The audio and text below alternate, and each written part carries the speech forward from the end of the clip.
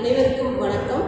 இன்னைக்கு நம்ம கற்றலுக்கான மதிப்பீடு அப்படிங்கிற பாடப்பகுதியில் ஒரு முக்கியமான தலைப்பை பற்றி விவாதிக்க போகிறோம். என்ன தலைப்பு அப்படின்னு நம்ம பார்த்தோம்னா, திறந்த புத்தக தேர்வு மற்றும் இணையவழி தேர்வு அப்படின்னா என்ன?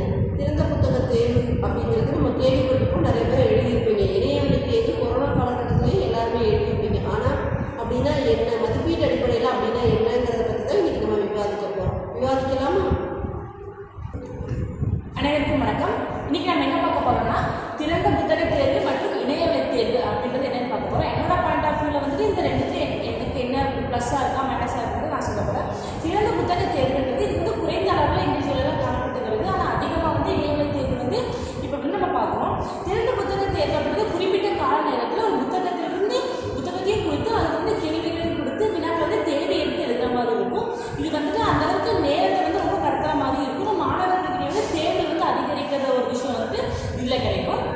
அதே இணையவழி தேர்வு அப்படிங்கும்போது இது வந்து அதிக அளவில் வந்துட்டு நிறைய எல்லா இடத்துலையுமே வந்துட்டு ரொம்ப எளிமையாக வந்து காணப்படுறாங்க. ஆனால் இணையவழி தேர்வு எழுதாமல் யாருமே இல்லை எழுதிட்டுருக்காங்க. அதாவது அந்த இன்டர்வியூக்கான ஆப்டிடியூட் டெஸ்ட் ஆகட்டும், இந்த நிறைய கவர்மெண்ட் எக்ஸாம்ஸு, அப்புறம் இந்த கொரோனா டைமில் வந்துட்டு எல்லா காலேஜஸும் இருக்குது. இணையவழி தேர்வு தான் வந்து அதிக அளவு வந்து பயன்படுத்தப்பட்டுருது. ஆனால் இதில் என்ன ஒரு பெரிய ஒரு இது என்னென்னா, இணையவழி தேர்வில் வந்துட்டு ஈஸியாக வந்துட்டு ஏமாத்துறாங்க. அதாவது மாணவர்கள் வந்துட்டு பார்த்து எழுதுறதாகட்டும், இந்த மாதிரி நிறைய பேர் எக்ஸாம் நம்ம பார்த்து இந்த டிராகன் படத்தில் வந்து எங்களுக்கு ஆன்லைன்லேயே வந்து இன்டர்வியூ வந்துட்டு ஃபேக்காக பண்ணலாம் அப்படின்றது. அதே மாதிரி இணையத்தில் வந்து எளிமையாக வந்துட்டு உண்மையை வந்து கண்டுபிடிக்க முடியாது. தப்பாக பார்த்து எழுதுனாலும் ஆழ்மான நடக்கிறத வந்து ஈஸியாக வந்து இணையவழி தேர்வில் வந்து இது கண்டுபிடிச்சிடுறாங்க. ஆனால் வந்து திறந்த புத்தக தேர்வு அப்படின்றது ஏமாற்ற முடியாது. ஆனால் வந்து ரொம்ப வந்து காலங்கள் வந்து கடத்தப்படுறது. ஆனால் வந்து டைம் காலம் வந்து அந்தளவுக்கு தேவைப்படுது. வகுப்பறைகளுக்கு அதே 3 மணி நேரமும் இதே டைமாக தான் இருக்குது. ஆனால் ஆன்லைன் மூலியம் வரும்போது எளிமையாக வந்து பேரை வந்து ஏமாற்றி இது பண்ணுறதா இருக்குது. நன்றி. Good morning. இப்போ வந்து கற்றலுக்கான மதிப்பீட்டில் வந்து திறந்த புத்தக தேர்வு மற்றும் இணையவழி தேர்வை பற்றி பார்க்கலாம். இதில் வந்து என்னோட பாயிண்ட் ஆஃப் வியூ வந்து திறந்த புத்தக தேர்வு தான் மிகச்சிறந்தது அப்படின்னு சொல்கிறோம். ஏன்னா திறந்த புத்தக தேர்வு அப்படிங்கிறது வந்து நம்ம நினைவாற்றலை சம்மந்தப்படுத்தாமல் அவங்க எந்த அளவுக்கு புரிஞ்சுருக்காங்க, அந்த புத்தகத்தை எப்படி பயன்படுத்துகிறாங்க, எப்படி பதிலளிக்கிறாங்க அப்படிங்கிறத வச்சு இந்த திறந்த புத்தக தேர்வு வந்து பயன்படுது. இணையவழி தேர்வுங்கிறது நம்ம இப்போ ChatGPT அந்த மாதிரி கூட நம்ம வந்து எடுத்துக்கலாம். அதனால் இணையவழி தேர்வு வந்து பல இடங்களில் வந்து பயன்படுத்தப்படுது. கல்லூரிகளில், ஸ்கூலில் கூட இப்போலாம் பயன்படுத்தப்படுறாங்க. ஆனால் திறந்த புத்தக தேர்வு தான் மிகச்சிறந்தது. ஏன்னா நம்ம வந்து நம்மளோட புரிதல் திறன் வந்து அங்கே காணப்படுது. இதே இணையவழி தேர்வு அந்த மாதிரி இல்லை. நம்ம வந்து பார்த்து எழுதுறோமா அப்படிங்கிறது கூட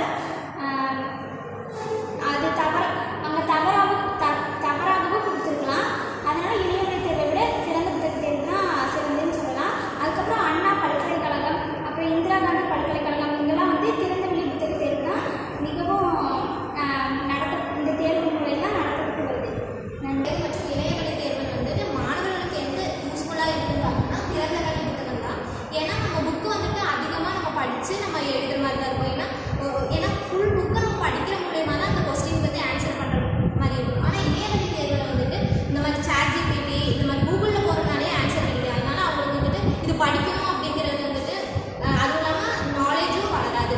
அதுவும் இல்லாமல் திறந்தவெளி புத்தகத்தில் வந்துட்டு மாணவர்களுடைய மன அழுத்தம், அதுவும் இல்லாமல் அவங்க புரிஞ்சு இங்கெல்லாம் பாயிண்ட்ஸ் இருக்குன்னு அவங்களுக்கு ஏற்கனவே தெரியும். அதனால அவங்க வந்து வேகமாகவும் அவங்க ஆன்சர் பண்ண முறையில் இருக்குது. பட் ஆனால் அதில் டிமெரிட் என்னென்னா அதிகமாக டைம் எடுத்துக்கும். கரெக்டான ஆன்சர் பண்ணிங்கன்னா அவங்களுக்கு வந்துட்டு மார்க்கு குறையிறது இந்த மாதிரிலாம் இருக்கும். இணையவழி தேர்வில் வந்துட்டு அதிகமாக இந்த காலகட்டத்தில் வந்துட்டு அதிகமாக யூஸ்ஃபுல்லாக தான் இருக்குது. சர்டிஃபிகேட்ஸு இது எல்லாமே வந்துட்டு கிடைக்கிது. இது ரெண்டுத்தையும் வச்சு பார்க்கும்போது திறந்தவெளி புத்தகம் தான் மாணவர்களுக்கு வந்து ஏற்ற முறையில் இப்போ அமைஞ்சிருக்கு. தேங்க்யூ. கற்றலுக்கான மதிப்பீட்டில் திறந்த புத்தக தேர்வு மற்றும் இணையவழி தேர்வு இந்த 2 தேர்வு முறை வந்துட்டு இன்றைய காலத்தில் இருந்துட்டு வந்துருக்கு. ஆனால் திறந்த புத்தக தேர்வு அப்படிங்கிறது வந்து CBSE ஸ்கூலில் வந்துட்டு இருந்துருக்கு. திறந்தவெளி புத்தக தேர்வு அப்படின்னா ஈஸியாக இருக்கும்னு நம்ம சொல்லிடலாம் எளிமையில். ஆனால் திறந்த புத்தக தேர்வில் வந்துட்டு நம்ம வந்து அந்த கொஸ்டின் எங்கே இருக்குன்னு எந்த பேஜ் நம்பர்னு கண்டுபிடிச்சி தான் எடுக்க முடியும். அப்படியே கண்டுபிடிச்சாலும் அந்த ஸ்பாட்டில் வந்து அதை அப்படியே காப்பி பண்ண முடியாது. நம்ம இப்போ மாணவர்களோட அறிதல் திறன், புரிதல் திறன் இது எல்லாம் யூஸ் பண்ணி மட்டும்தான் அதை புரிஞ்சு தான் எழுத முடியும் திறந்த புத்தக தேர்வு அப்படிங்கிறது. இது அதிகமாக CBSE தான் இருக்குது. கவர்மெண்ட் ஸ்கூலில் வந்துட்டு இந்த புத்தக தேர்வு வந்துட்டு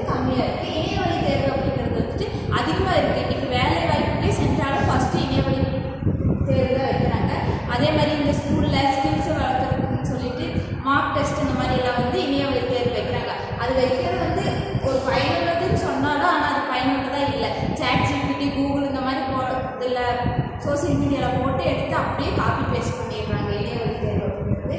இந்த ரெண்டு தேர்வுமே திறந்தவெளி புத்தக தேர்வு வந்து ஒரு மாணவர்களுக்கு யூஸ்ஃபுல்லாக இருந்தாலும் அது வந்து நிறைய சவாலாக இருக்குது. எந்த இதில் சவாலாக இருக்குது அப்படின்னா அப்படியே பார்த்து எழுத முடியல, நேரம் வந்து குறைந்த அளவில் தான் எக்ஸாம் வச்சுருப்பாங்க. அதை வந்து நேரம் குறைபாடு ஏற்படுது.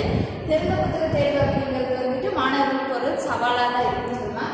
இணையவழி தேர்வு அப்படிங்கிறது வந்து இணையம் யூஸ் பண்ணுறதுக்கு எல்லா மாணவர்களுக்கும் தெரிஞ்சால் மட்டும்தான் அதை எப்படி காப்பி பேஸ்ட் பண்ணி அதில் தேர்வு எழுத முடியும்னு தெரியும். இல்லைன்னா நமக்கு இது இப்போ என்ன சொல்கிறது, ஏபி அப்படின்னா ஏதோ ஒன்று கூட்டாம்பாக்கில் போட்டு விடுறது தான் இந்த இணையவழி தேர்வு எல்லாம் நடந்துட்டு இருக்குது. தேங்க்யூ. அதாவது திறந்த புத்தக தேர்வு, இணையவழி தேர்வு ரெண்டுமே வந்துட்டு மாணவர்களுடைய எளிமைக்காகவும் புதிய வகையான கற்றல் முறைக்காகவும் உருவாக்கப்பட்ட தேர்வுகள் தான். புத்தகத்தை கொடுத்தாலுமே அதை வந்துட்டு அவ்வளோ எளிமையாக அந்த வினாக்களை கண்டுபிடிச்சி அதுக்கான பதில்களை எழுதிடவே முடியாது. அதே மாதிரி